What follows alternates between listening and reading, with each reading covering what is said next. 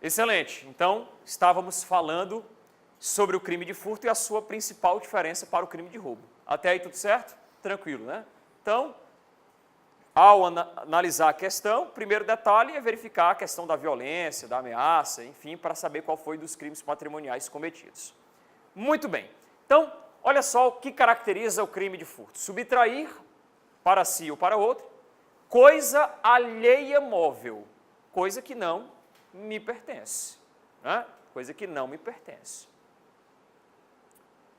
Se o marido vai na residência, depois de haver uma briga ali, né, uma confusão com a esposa, e subtrai o televisor que pertence aos dois, não há crime de furto nessa hipótese.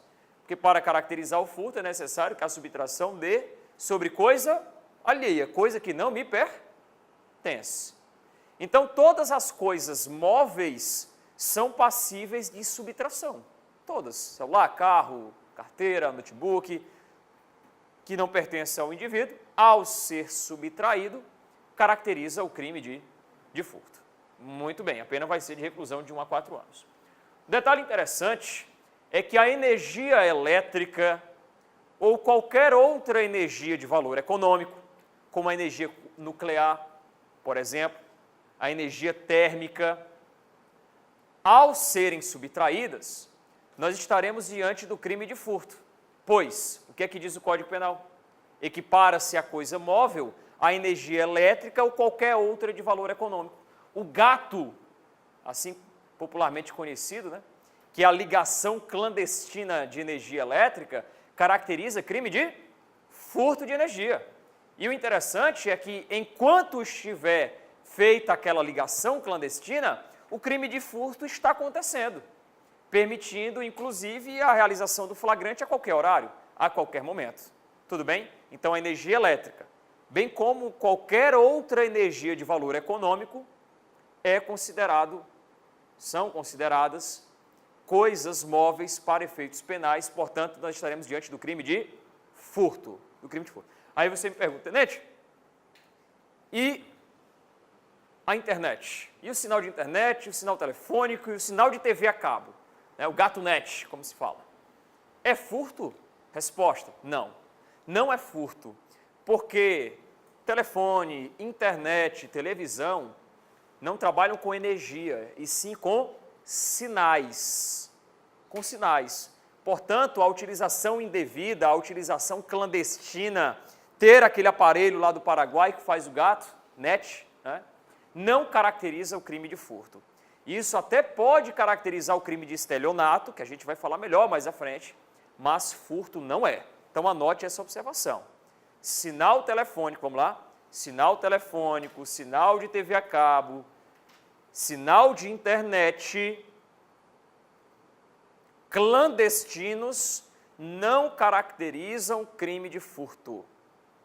Sinal telefônico, sinal de internet, sinal de TV a cabo, clandestinos não caracteriza o crime de furto. Não caracteriza o crime de furto. Muito bem.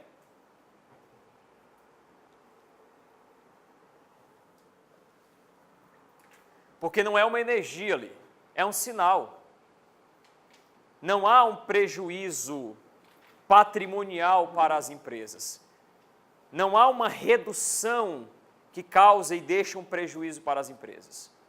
O que há, talvez, é uma interferência na qualidade do sinal, diferente da energia, né? Imaginem o seguinte, olha só, o pessoal até ilustra dessa maneira, se eu tenho aqui uma bateria gigantesca, repleta de energia elétrica, se há a ligação clandestina, gatos, né? O que vai acontecer com essa energia com o passar do tempo?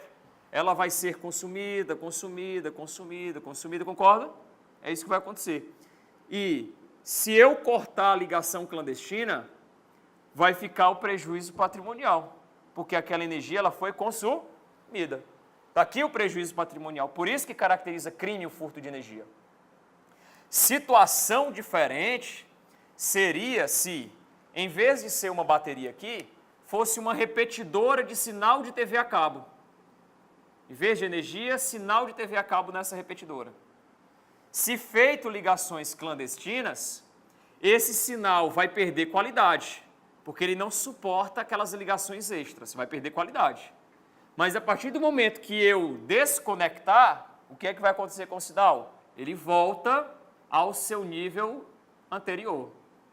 Houve algum dano patrimonial aqui? Não, houve uma perda de lucro, que as empresas deixaram de ganhar, mas não ficou um prejuízo, por isso que não há furto de sinais. Entendido, senhores? Com essa ilustração fica fácil de perceber, de notar essa diferença entre energia, que ao ser subtraído causa um prejuízo, dos sinais que não geram esse prejuízo, gera uma perda de lucro.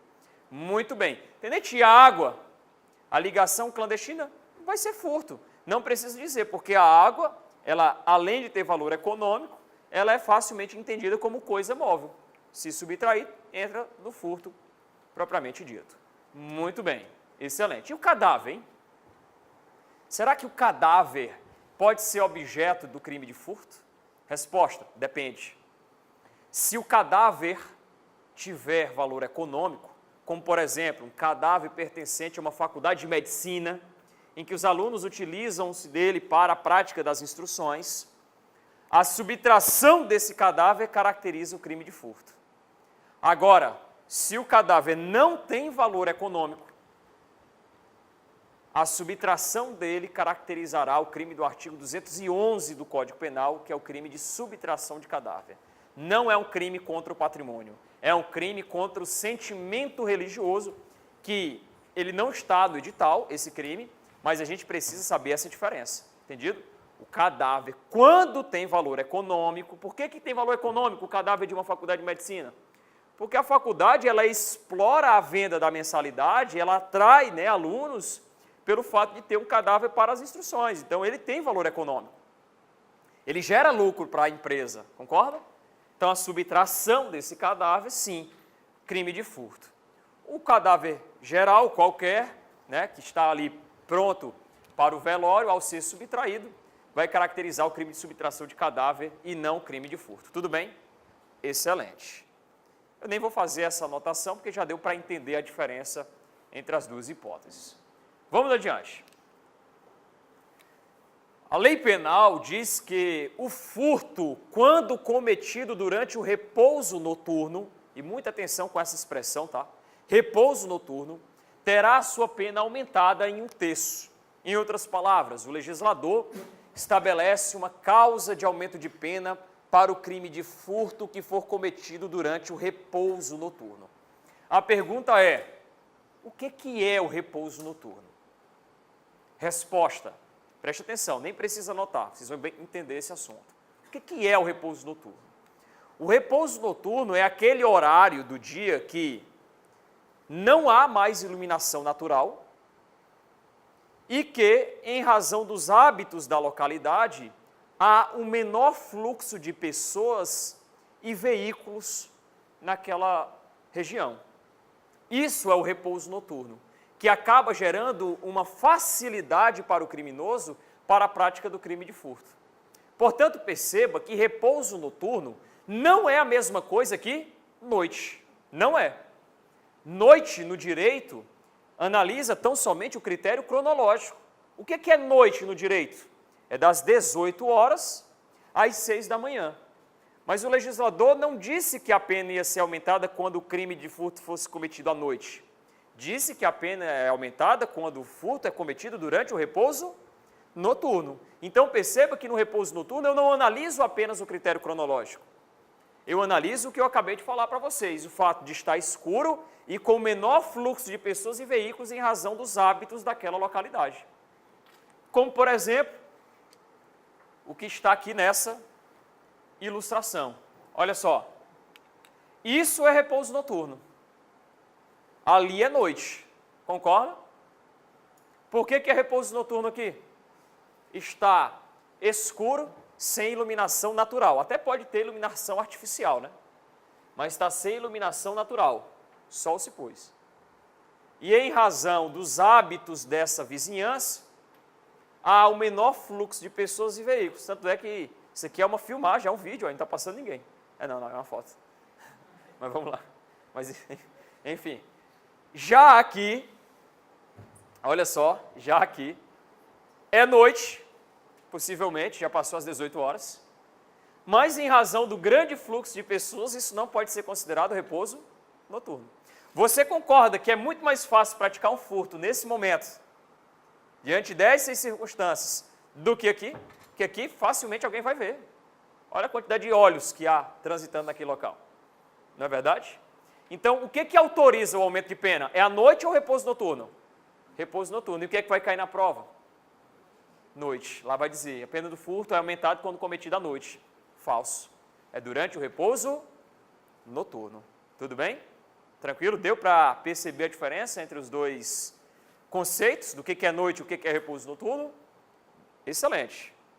Interessante destacar, né, que essa análise de repouso noturno deve ser feita em cada caso concreto, porque ela varia conforme os hábitos de cada localidade. Eu pergunto a vocês, às 21 horas, lá na frente do Shopping Beira-Mar, eu posso dizer que é considerado repouso noturno? Não. Movimentadíssimo. Carros parando, táxis, pessoas fazendo compras, outras saindo, gente esperando a fila. Não é repouso noturno. Mas se eu pegar as mesmas 21 horas e perguntar lá no interior da cidade de Xanxerê, é repouso noturno? Sem dúvida. O pessoal lá dorme cedo, porque tem hábitos rurais, enfim, acordam de madrugada, concorda? Isso também não precisa ser tão distante assim. 21 horas na frente do shopping é repouso noturno, mas se eu já for para um bairro residencial ali em Santa Mônica, que é só casas, já é repouso noturno. Então, de fato, isso varia conforme cada caso concreto. Cabe ao juiz analisar e, ao identificar a presença do repouso noturno naquele crime de furto, aumentar a pena em 1/3. Entendido? Excelente. Vamos adiante. O legislador traz no parágrafo 2º um benefício que nós passaremos a chamar de furto privilegiado. Por que furto privilegiado? Por causa dos benefícios. Porque quando presente essas circunstâncias, o juiz pode substituir a pena de reclusão pela pena de detenção, diminuir de 1 a 2/3 ou aplicar somente a multa se o caso exigir. Por isso que o nome é furto privilegiado, é um benefício. Mas quando a pessoa fará jus a esses benefícios ou a um desses benefícios? Quando?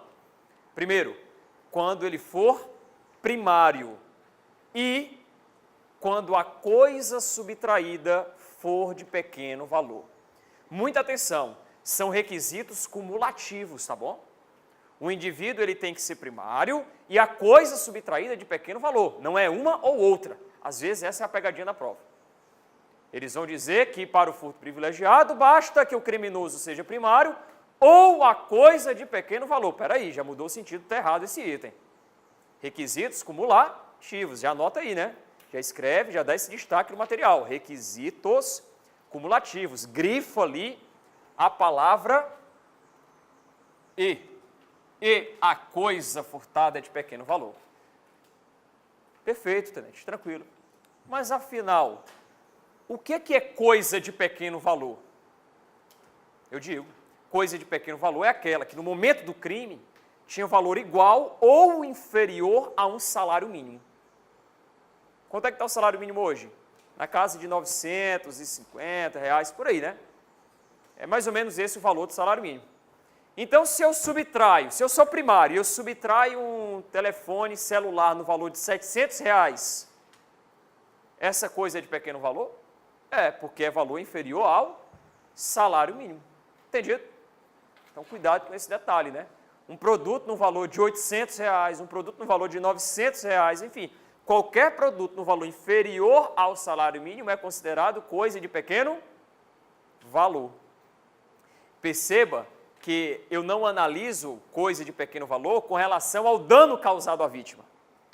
Porque aquele celular de R$700 até pode ser valioso para a vítima. Não é isso que eu analiso. Eu analiso o preço real daquele produto no mercado, tendo como referência o salário mínimo. Entendido? Muito bem. Só um momento. Então, coisa de pequeno valor é a coisa que, ao tempo do crime, tinha valor igual ou inferior ao salário mínimo. Ah, cuidado com isso. Ao tempo do crime. Porque imagine o seguinte, imagine que hoje eu subtraio um aparelho celular no valor de R$1.000. R$1.000. Foi instaurado o inquérito, foi instaurado o processo, isso demorou 2, 3 anos, e aí no momento da sentença, o juiz, ao analisar o caso concreto, ele pesquisa ali na internet e vê que o valor do salário mínimo é R$1.500 naquele dia. Pergunta, qual é o valor que vai ser levado em consideração pelo juiz? No dia da sentença ou no dia do crime? No dia do crime. Lembre, né, no direito penal, nós consideramos como o tempo do crime o momento da ação ou omissão. É o que diz o artigo 4º, e a gente vai trabalhar sobre isso hoje ainda. Tá certo? Então, se o processo demorar, de sorte que o salário mínimo aumentar e aí passar a incluir, a englobar o produto subtraído, eu não vou levar em consideração o novo salário mínimo. Eu levo em consideração o valor do salário mínimo ao tempo dos fatos. Entendido?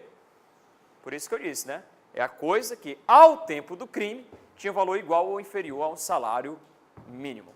Excelente. Tenente, o que é criminoso primário? Senhores, no direito, uma pessoa só perde a primariedade se ela tiver sido condenada por sentença penal transitada em julgado, ou seja, por uma sentença que não cabe mais recurso.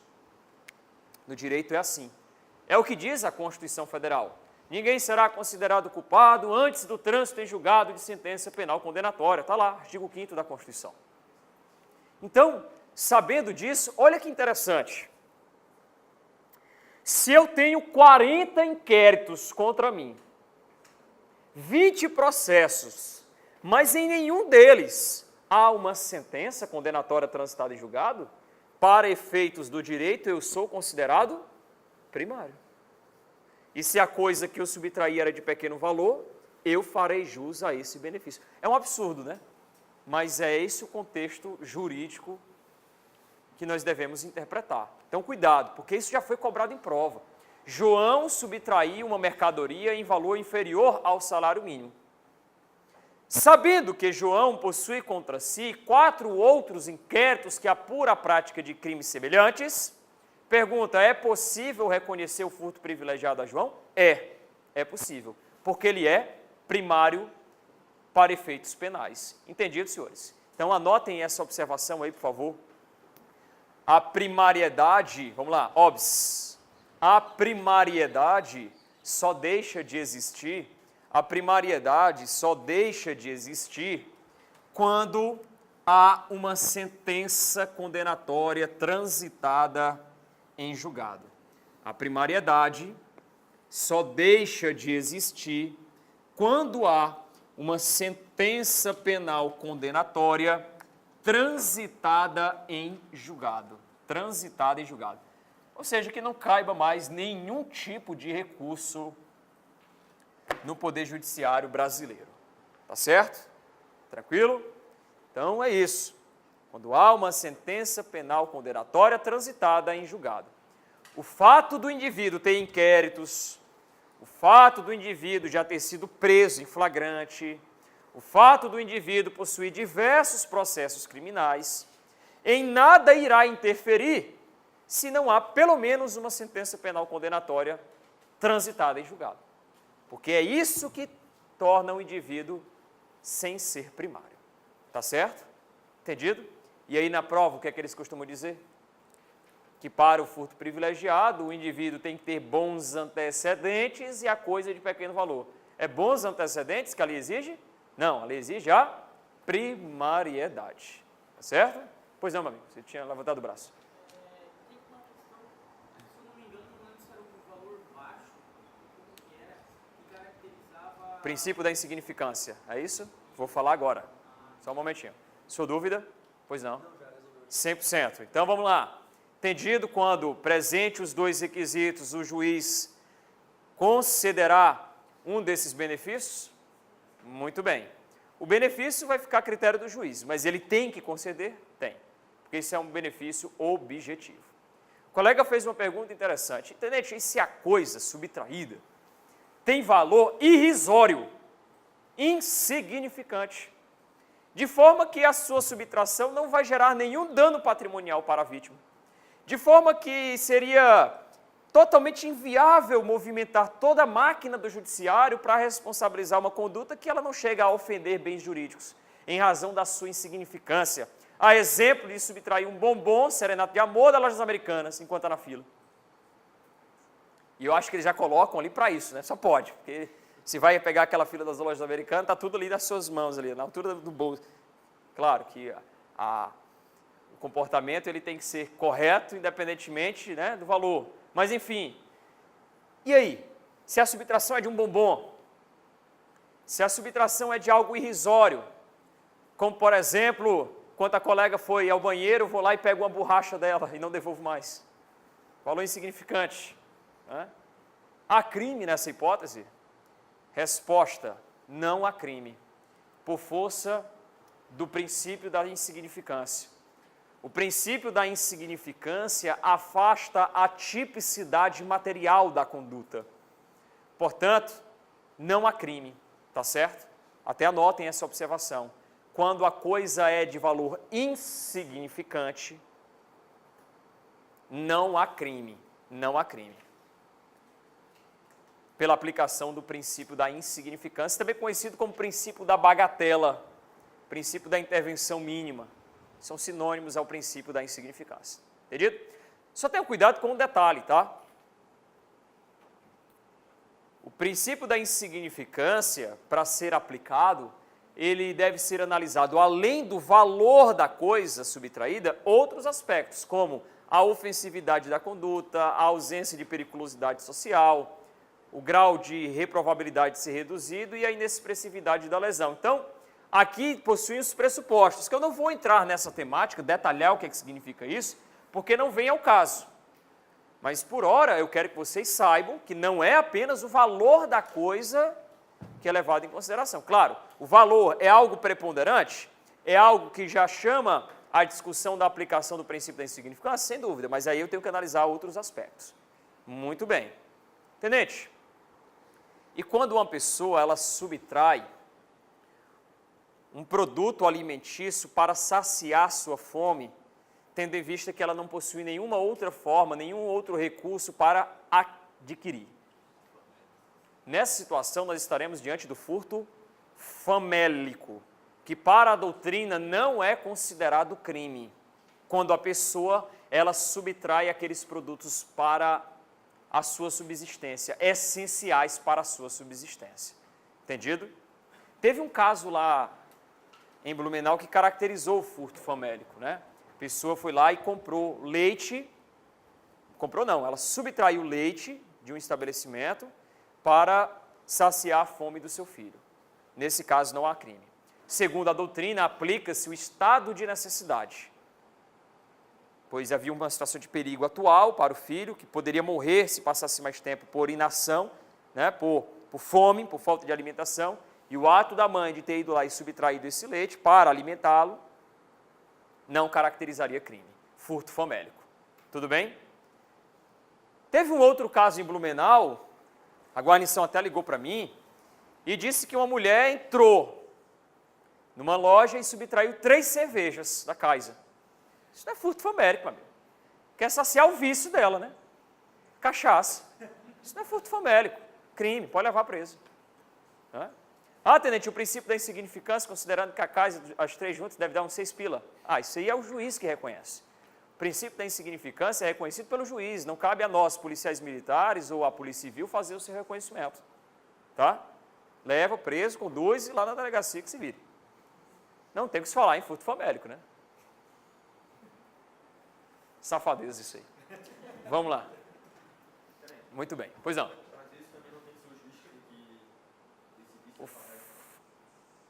O furto famélico, nós na condição de policiais temos que fazer o procedimento, né? Mas vai ser reconhecido rapidamente, principalmente na audiência de custódia, que acontece logo após, né, a prisão. Tem razão. Vamos lá. Entendido, então, quando a coisa é valor... Percebem que há uma diferença de valor, insignificância e coisa de pequeno valor? Tem diferença, né? Algo no valor de R$700 é de valor insignificante? Não. Mas é de pequeno valor? É, então há diferença entre os seus conceitos. Muito bem.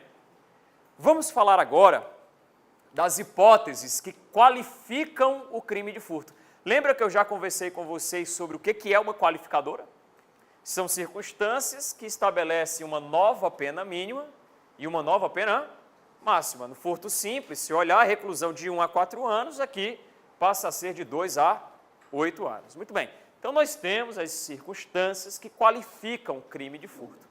Hipóteses em que o agente responderá com pena mais grave, de reclusão de 2 a 8 anos. A primeira delas qual é? Quando a coisa é subtraída mediante o rompimento ou destruição de obstáculo. Por exemplo, eu parei a minha bicicleta na calçada e amarrei com uma corrente num poste, passei um cadeado. Quando eu retorno, percebo que o local estava limpo, porque o indivíduo, ele rompeu o obstáculo, ele rompeu a corrente e subtraiu a bicicleta. Nessa situação, nós estamos diante de um furto qualificado. Tudo bem? Pois houve o rompimento ou a destruição de obstáculo. Outro exemplo, uma pessoa que arromba um cofre para subtrair joias, para subtrair valores, dinheiro que ali se encontrava, produtos valiosos. É um exemplo que caracteriza o furto qualificado, pois houve o rompimento ou a destruição de obstáculo. Só tenha cuidado com uma hipótese. Se o obstáculo for rompido, for destruído, mediante o uso de material explosivo, como acontece, né, em agências bancárias, que naquele período noturno em que não há presença de clientes, o indivíduo vai lá, coloca uma dinamite, explode, destrói o caixa e subtrai o dinheiro. Pois bem, essa hipótese em que o rompimento do obstáculo acontece com o uso de explosivo não vai ser essa modalidade de furto qualificado, mas sim essa novidade prevista no parágrafo 4º do artigo 155. Novidade isso aqui, senhores. Esse dispositivo, essa nova forma qualificada, inclusive com penas superiores, concorda? 4 a 10 anos, passou a fazer parte do Código Penal agora, no mês de abril de 2018. Isso é novidade. Assunto potencial de prova. Portanto, cuidado. A subtração da coisa, mediante a utilização de material explosivo ou qualquer outro artefato análogo a exemplo dessa ilustração, aqui, ó, caracteriza uma nova modalidade de furto qualificado, com penas mais graves. Tenha atenção, porque quem usa vademecum para estudar, né, legislação já impressa, tem que ver se o material está atualizado, tá? Excelente, muito bem. Tem que ter cuidado com esse detalhe, né? Até pouco tempo atrás não existia isso. Essa norma ela foi incluída no Código Penal em razão da incidência desses fatos no dia a dia. Então, percebeu-se que há necessidade de punir com maior rigor, principalmente por causa dos riscos que essa ação gera para toda a vizinhança. Eu já fui em ocorrências como essa, que as casas vizinhas tiveram todas que ser desocupadas porque a utilização do explosivo acabou gerando uma instabilidade à estrutura daquelas residências. Olha o transtorno que causou, sem contar com a grande quantidade de dinheiro, né? Sabe-se que caixa eletrônico é capaz de armazenar até 300 mil reais. Então, imaginem aí a quantidade de dinheiro que pôde ser subtraído, né? Por isso que o legislador estabelece uma forma diferente da qualificadora, de 4 a 10 anos. Tenente, uma curiosidade. E se o indivíduo ele for na agência bancária e ele conseguir abrir o cofre utilizando-se de um maçarico ou então de um pé de cabra, vai ser aplicado essa imodalidade? Não. Esse furto, essa modalidade, é só quando há uso de explosivo ou qualquer outro artefato análogo que cause explosão, como, por exemplo, uma composição química que cause essa explosão dos gases. Só nesses casos. O uso de maçarico, que é comum, já viram? Comum, né? Eles tiram a placa e fazem um corte aqui de maçarico para meter a mão lá dentro. O uso de maçarico, o uso de um pé de cabra não caracteriza essa modalidade de furto qualificado. Vai ser qual? A anterior. A regra geral, com destruição ou rompimento de obstáculo do parágrafo 4º, inciso 1. Tudo bem até aqui? Excelente. Uma curiosidade. Imagine que há um carro estacionado aqui. Eu quebro o vidro do carro, arrombo a porta, faço uma ligação e subtraio o próprio veículo. Pergunta: esse é um furto simples ou um furto qualificado? Resposta: furto simples. Simples. Porque quando eu quebrei o vidro ou arrombei a porta, eu não estou rompendo um obstáculo. Eu estou rompendo a própria coisa que pretendo subtrair, o veículo. Portanto, o furto é simples. Agora, situação diferente seria se, em vez de subtrair o veículo, eu quebro o vidro, arrombo a porta para subtrair uma maleta contendo o notebook. Nessa hipótese, o furto é qualificado, porque o vidro e a porta são obstáculos que foram colocados para dificultar o acesso ao notebook. E uma vez destruídos, caracteriza o furto qualificado. Então, olha só, mais vale o cara quebrar o vidro, arrombar a porta, levar o carro com o notebook e tudo, né, do que ele sair de... Claro que eu não vou espalhar isso, mas juridicamente vocês percebem essa diferença? Do que ele sair de lá só com a maleta, só com o notebook, só com a carteira, só com o celular. Então, tem que analisar com cuidado, né, essa qualificadora. Porque perceba que ela torna o furto qualificado quando se rompe o obstáculo. Quebrar o vidro, arrombar a porta para levar o carro, eu não estou rompendo o obstáculo, eu estou rompendo a própria coisa. Tanto é que o valor da coisa subtraída acabou tendo um decréscimo porque foi danificado. Tudo bem?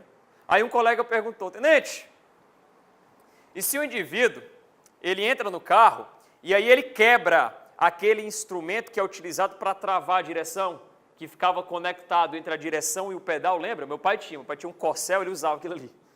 Lembra? Vocês lembram desse aparelho? Vermelho, né? Que se colocava ali, uma engembração, colocava ali na direção e no pedal, e um cadeado. Se o cara quebra aquilo para levar o carro, opa, quebrar esse instrumento é romper com um obstáculo.